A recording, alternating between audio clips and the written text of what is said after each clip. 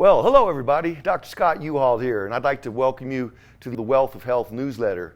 And in this edition, we're going to talk about healthy aging. We're also going to talk about self-care awareness, which is two of the prominent national programs going on. And as a great segue to Self-Care Awareness Month, we're going to be introducing in this newsletter upcoming information about our cancer awareness program that Phil Long is putting on.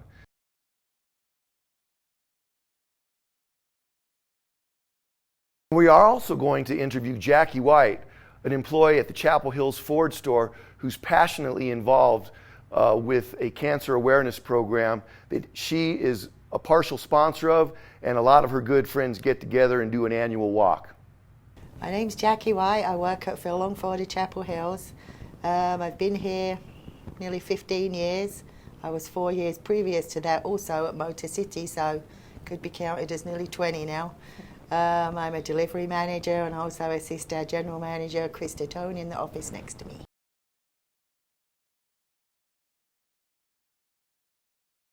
So every year since 2015, there's been a cancer walk going on. It comes out of Riley's Pub, which is on Vickers and Union, and we do it in honour of Sonia Riley, who is one of my best friend Dawn Riley's mother. She died of breast cancer in September 2014, and since 2015 we've been doing this walk every year, apart from we missed 2 years, or 1 year for COVID, and then 1 year it was missed because everywhere else was closed still. So we actually walked to my house and did it in my driveway in my garage just so we could do the walk. We raised money for Rocky Mountain Cancer Centers, which it used to be, I think, Ray of Hope. All the money stays in town locally and goes to local people in Colorado Springs, which we love. No money goes out of state or basically out of Colorado Springs. Everyone donates lots of items for raffles, and we have a big silent auction. Phil Long contributed a monetary donation, and Phil Long dealerships donated a Randy Gradishar jersey, which we also silent auctioned. That did very well. Normally we raise between $7,000 and $10,000.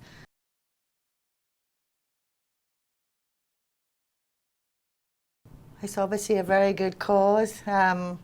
Even men can get breast cancer, so I think they should be encouraged to join in too. We have a lot of women who walk, who have family members or friends that have gone through this, and it's so difficult, and it just makes us good. It makes us feel good in ourselves to help people and to raise money for this cause.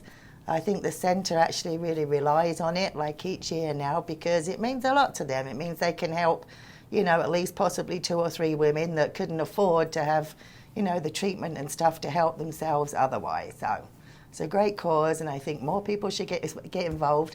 Our walk is actually a really, really fun day. We start at the pub, we have mimosas and donuts for free, and then we walk about 1.5 miles. I mean, I know it's not far, but it's still a walk, down to another pub in Colorado Springs, where we have a couple of drinks there and everyone laughs, and it's a big community event. We have a lot of fun.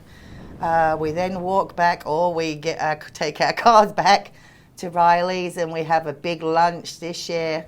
Colorado Barbecue Outfitters, they supplied all the food. It was all smoked meats and barbecue. Great spread, enough for at least 200 people. So we ate well, we drank well. The raffle lasts, at least maybe 2.5 hours, because there's so many prizes donated.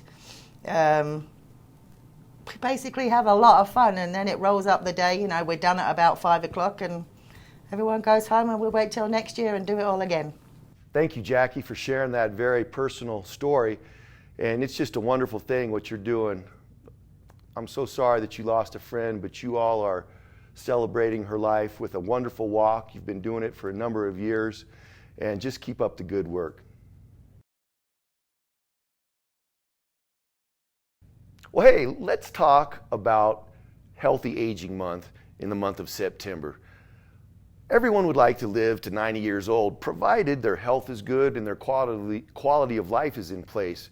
So I'd like to give you 10 tips that I've come across that will really help to maximize your health and quality of life And the very first one is to have a purpose in life. Obviously, we all go to work, but all of us also probably have a passion or an interest or a hobby.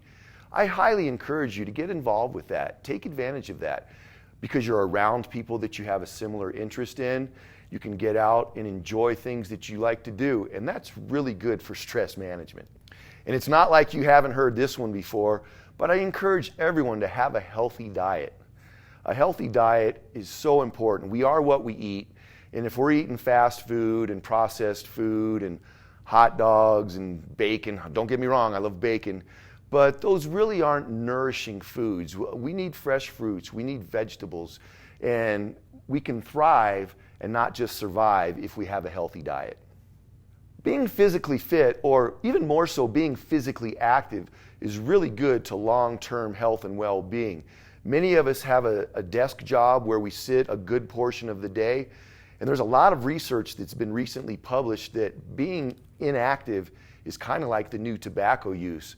You go all day without getting up and moving around, and it reduces your lifespan by about 2 to 3 years.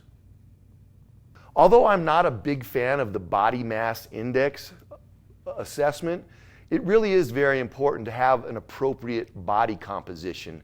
And ladies, under 30%, gentlemen, under 25%, and your health risk as far as body composition is in a good state of mind. If you're above that, it can also be a risk. But combine that with the inactivity that I just mentioned, and your likelihood of developing a chronic disease is significantly higher, all of the things being equal. All right, this one's a no-brainer, is try not to use tobacco. Tobacco has absolutely no benefit whatsoever for us, but a lot of people use it for stress management and just dealing with life in general. So don't give people a hard time about it, because quitting tobacco is probably one of the hardest things that you can do. That stated, we've got a pretty good program here at Healthy Habits. If you do have an interest with that, I'd love to get involved with your efforts in trying to quit. Another one is alcohol use. Relative alcohol use or safe use of alcohol is generally 2 drinks a day for a guy or 1 drink a day for a lady. But if you're doing 3 and 4 and 5 drinks at a time, that's actually considered binge drinking. And binge drinking can definitely damage your liver over time, and it can also put you at risk for acute alcohol problems such as drunk driving, anger management, and so on. So everybody likes a libation, just don't overdo it. Healthy aging can involve a lot of things, and as we get older, you need to start thinking about preparation for retirement. Here at Phil Long, we've got a 401k program, and we've got a number of resources such as Fidelity to help you prepare financially for your retirement. Because again, I want to live to be 90, but I also want to make sure I can afford to live to be 90.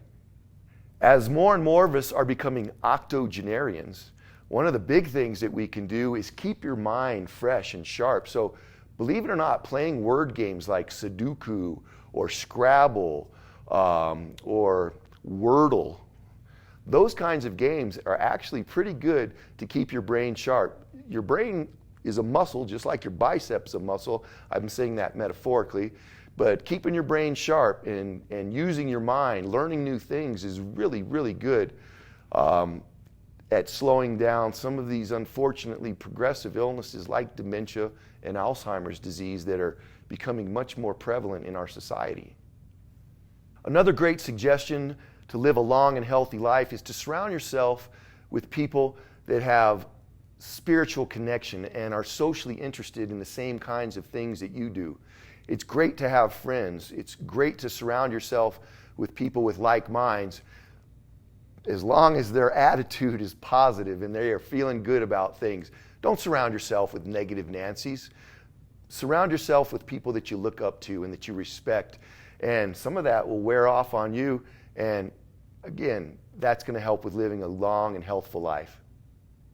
The final thing I can tell you about healthy aging is that you should get your annual physical. I made reference to this a little bit earlier, but annual physicals can help to identify illness, especially chronic disease, at a much earlier stage than we might come to recognize some of the symptoms. And that leads me to, it's Self-Care Awareness Month, and I'd like to share with you a few things that you can do to make sure that illness, debilitated lifestyle doesn't sneak up on you. Number one is if you've never tried meditation, it's a wonderful thing.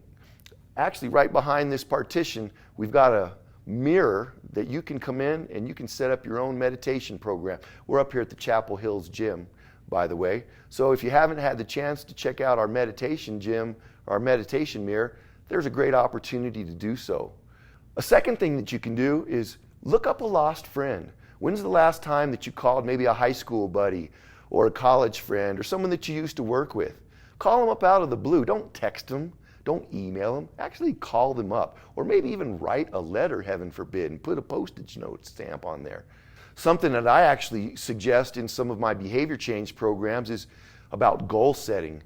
If you're going to start something new, break whatever that new thing is down into small segments. Make them goals that you can achieve, and so that instead of having this big, huge obstacle in front of you, you break it down into little bite-sized parts. And as you make progress, you feel good about yourself, you're making progress, and eventually you're going to finish something that was probably pretty hard to do, but being that you broke it down into goals and you wrote those goals, you overcame an obstacle that was hard to do. That makes you feel good about yourself. We've all heard this before, but what about paying it forward? Maybe you're in a line in Starbucks and you want to buy the coffee for somebody behind you. Or maybe even more so, you're at the grocery store and you slap down $20 for that person that's behind you to help pay their bills. And then you just walk off. You're gone. You've done a random act of kindness, and the only reward that you get is personal satisfaction that makes you feel good. We need more of that today. And the fifth thing I'd like to share with you is write a thank you letter. If next time someone does something nice to you, like I said earlier, when you're reaching out to a friend, don't text them, don't email them. Actually write a letter and say, you know what? Thank you very much for helping me. I was in a bind, and your help really made my day. It's the little things in life that really make the big difference, and we've heard that before, but it truly is. It makes a lot of sense. So pay it forward, say thank you to a friend, and enjoy Self-Care Awareness Month. In fact, if you do something for either healthy aging or self-care, tag us on the Facebook Healthy Habits page. We'll post it and we'll make a story out of it.